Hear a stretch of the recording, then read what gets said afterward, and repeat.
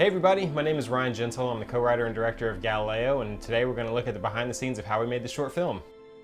So if you've seen it, you're in for a ride and you'll hear some stuff that maybe you don't know. If not, maybe this will inspire you to go give it a watch. I don't know if Ryan ever actually talked to me about the origin of this story. I mean, I know the origin, we obviously talked about it afterward, but when I'm talking about when he actually started writing this idea, I'm not sure it was something that was even meant to be a movie. So Galileo was the first project that we worked on that was pretty personal to my life. It came after I had my first adult argument with my dad, where I saw him as a real person, not just my dad, who I thought, hung the moon and everything. And I don't remember to this day what it was about, but I just remember thinking like, oh, he's got flaws, he's got limits, he's got these things too, just like me. So it made me relate to him a little bit more, but also made me see kind of a bigger picture of like a father-son relationship, and that kind of spurred the idea for Galileo. Growing up, we watched Star Trek a lot, any kind of space movies. We loved Star Wars and Star Trek, didn't really discriminate between the two. I like Star Trek better. I definitely a nerd, definitely grew up watching Star Wars and all of those things, but even to me, Star Trek was too nerdy. But that being said, I had never really watched Star Trek, so through Ryan and then his dad by proxy, I learned all about Star Trek, which was really cool. You'll see it a lot in the set design, the music. A lot of it comes from kind of a love note to not only my dad, but the love he gave me for Star Trek. So if you know anybody involved, I think I've got a pretty good pitch.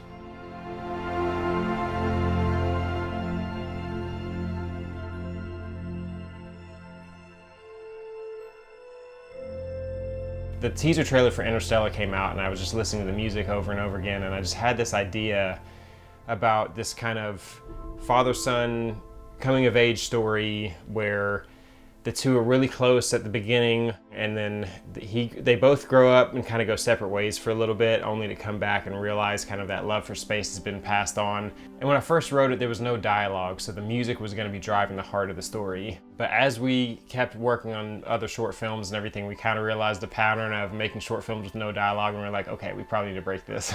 So we started slowly adding in lines, kind of figuring out a little bit more about the characters and everything. Dialogue's not perfect, but the heart's still there, and I'm really proud of the letter that Austin and I wrote at the end. We still kind of have arguments about like who wrote it. I had the idea to write the letter, and I sent like a text to Austin. It's probably not as fleshed out as I remember it being, and he came in and polished it. This was Ryan's idea and Ryan's story, but I wrote the damn letter. I know I wrote the letter. Do you know how I know I wrote the letter? I have a very specific way I write. And he says he did it, and it drives me insane because he said he's done it since... Where did we even live? I remember writing a note in AC's apartment that I texted you, and I think what happened is Where's the note? It would be in your notes app. But I think that's a good sign of good writing where we both had input on it. So that was a really special scene, special way to end the short film for me too.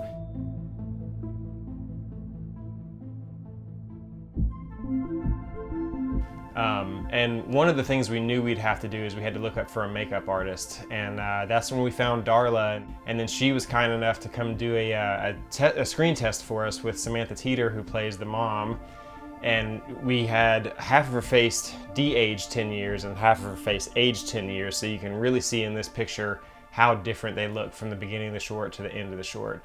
And it's that level of detail that really helped sell this as passing over about 20 years. You have little technological advancements. We didn't really want to try to guess what people were going to be wearing or what the technology was going to look like, so we tried to make it subtle enough to where it's not like that's the main focus of it. We had a lot of meetings, we sat down, and we were like, how can we build this world? It turns out most of the future that we think of, especially when it comes to film and the technology that'll be available, it's just cool lighting. And so that's where we started for the basis. And we probably got it all wrong. The future, we may not even have electricity at this point, like, let's be honest. But so yeah, everything lights up. We were particular about doing subtle changes to the clothing, trying to make it look a little bit more minimalist, sleek. You'll see some of the collars that some of the button-down shirts don't have collars on them. And just little touches in the clothing that don't really try to get too stylized. I feel like that kind of gets dated where you're looking at, oh, it's a futuristic film in the 90s, and then it gets kind of caught up in the 90s aesthetic. Even down to practical things like the Katie in the library is wearing goggles. Those came from an online retailer that literally are just light up goggles. They're like part of a Halloween costume, which we've actually seen since we did that in some other movies. Not that we started that trend, but I thought that was really cool because those are things that I found, along with when Galileo's sitting in his bedroom playing with the video game that he has on the screen. Those are real gloves that were also from an online retailer that light up.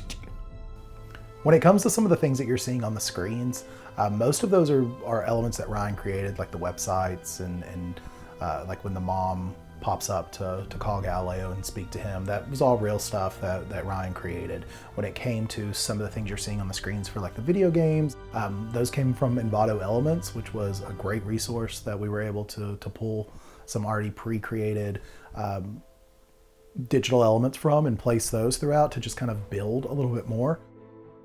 Casting was going to be a little bit tricky because we had 2 actors that we were going to use for their character the whole time, and we actually needed about, I think it was 5 actors to play Galileo. We had a literal 12-day-old baby, which we were panicking about until a couple weeks before production when Katie asked her coworker if she wanted her newborn baby to be involved in our short film as for a little quick role. And if this was her firstborn, I guarantee she would have said no, but it was her second. She was like, okay, fine. The mom plays the nurse, and you'll see her in the hallway, but she hands the baby off to Alexander, the father, and we did a few takes of it where she hands the baby off to him, and it was fine. We were running a little behind on lunch, and Josh could just tell I wasn't completely sold on it, so we waited for it and did one more take, and when she hands the baby off to Alexander, as soon as the baby comes into view, the camera, it opens its eyes and looks at him, and it was this like completely heartfelt and genuine moment. We couldn't have asked for anything better, where like the whole crew was sitting there behind the camera like, oh my God, keep rolling, keep rolling. We did have somebody afterwards saying, where'd you get the animatronic baby? It's like, as if we'd blow the budget on that. This was the first time we actually worked with a hired crew. Every other short film we worked up to at this point was just Austin and I and some help from friends, basically on the weekends and whenever we had some time to work on anything. This was the first time where we had people that have, worked on legit productions with real budgets and everything, and they were coming to us for answers, and we're like, I feel like we should be asking y'all the questions. But that brought a lot of expertise that we didn't have and experience that we didn't have at that point, where they could really help, make the production feel a little bit bigger than it was. I remember one of the proudest moments that I saw was when we filmed the scenes in the cockpit. Being able to see the crew and the cast's face when they came in, because it was one of the first things that really set the tone for the movie. I think that's when it clicked to them, like, wait a minute, this is really cool. This might be something. You could see that they believed in the story as much as we did. That was cool. I knew that this story would not be believable if we did not have a ship that was believable. So that was so important to me. Luckily, at the time, I was working in real estate and commercial property, and I had a maintenance guy that I knew loved to build things. And I was like, So Ryan and I decided he was going to sit down and he was going to draw out what this ship looked like, both interior and exterior, to see if we could design something that was semi-cost effective. So I took the design to Dean and I said, Dean, would you have any interest in building something for me? And he said, what do you want? The ship that Ryan put on paper came to life. Dean got so granular with the design that he was like going to marine boat shops and buying literally like marine grade leather to wrap around wood surfaces. He beveled the areas where like the iPads and stuff were gonna go underneath. So that's what those are. Those are actual iPad screens underneath the dashboard that he built. He like beveled those out so it looked clean and round. Like Dean was the perfect person to make that work. It was incredible. One of the cool things, because we were just kind of shooting in the dark and buying like, oh, here's a boat switch that lights up and here's this.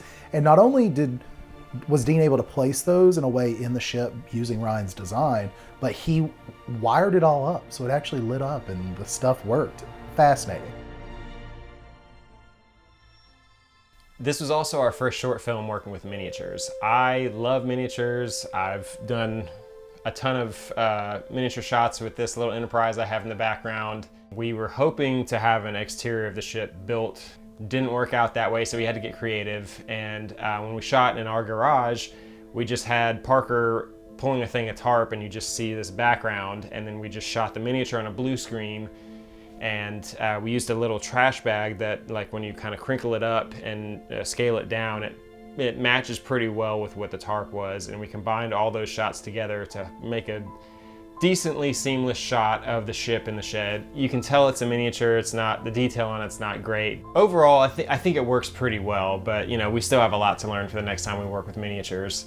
The trees in the forest that we bought at a craft store and moved around, the good craft store, not the one you're thinking, and moved them around with a hair dryer or underneath, because we stuck them into foam board. And from doing that, we were able to make it look like we were really in a forest. Originally, we didn't have that as the ending, but it didn't feel right not seeing the ship itself taking off. The limited resources, the limited budget we had, it's still a pretty cool shot. I would have done a few things differently now, but hindsight's always 20/20. But I thought that was the coolest way to have a send-off for Galileo in the short. I built the roof that when he is going out and it opens up, that's a real panel of wood that we filled in with insulation, and Ryan used clay to create little sockets and light switches and light bulbs.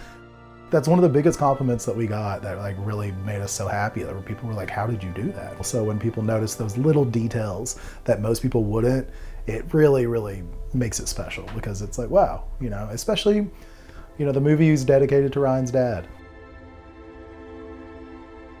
It was kind of split down the middle of COVID, starting from 2020 all the way to 2022. So a lot of the festivals we didn't get to go to in person, but the first one we got to go see in person was Nashville. That was a really cool experience, and he died just a little over a month after that. So that was very bittersweet, but a very special memory to have, knowing that he got to see it on the big screen with us. Yeah, so regardless of the technical stuff or if the dialogue was perfect or anything like that, this came from a sincere place for me, for a love of my dad. A lot of the things that he taught me in life and the things that will stick with me long after he's gone, that I got to put on the big screen for him, that he got to see.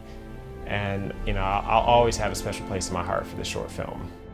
But most importantly, I hope you never forget to take a moment to look up at the stars and wonder. For we end life the same way we started it, as specks of stardust. May you always find the beauty in that.